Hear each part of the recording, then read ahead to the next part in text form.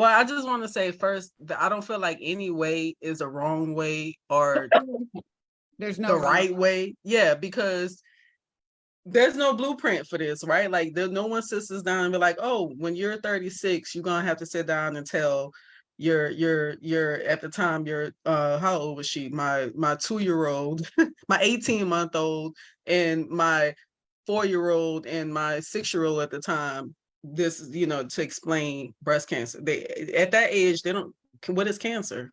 Right. They don't know what that is. They don't even know So what being sick is. They don't even know what correct. being sick is, right? Correct. It's just like, oh, I got a tummy ache, but um I don't recall ever having to really like sit down and tell them what it was. They found out in a very traumatic way that something wasn't right. And I hate that happened to them, because after my first, what is that? What was the one of the Neupogen injections? It was another brand. And I had a syncopal episode and I passed out in the kitchen, became very hypotensive. My blood pressure had dropped, just had a really bad reaction to it, we're assuming. And I had to spend 2 nights in the hospital. And so it's my kids who found me first.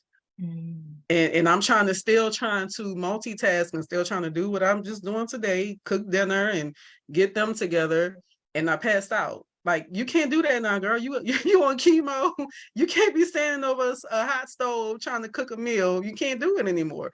And so, and that's how my kids found out, okay, mommy was sick, but they still, and it was very traumatic for them. So I got counseling for them, a pediatric counselor and things of that nature. But it was like, what really hit them that I had cancer is when I came home with no breast.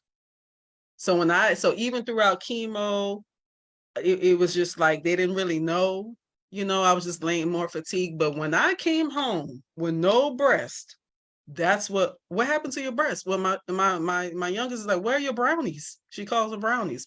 Where are your brownies? They don't want to hug me. They don't want to touch me. Like, it was like I became an alien to them. And that was very hard for me to deal with. And so I decided to get them coloring books.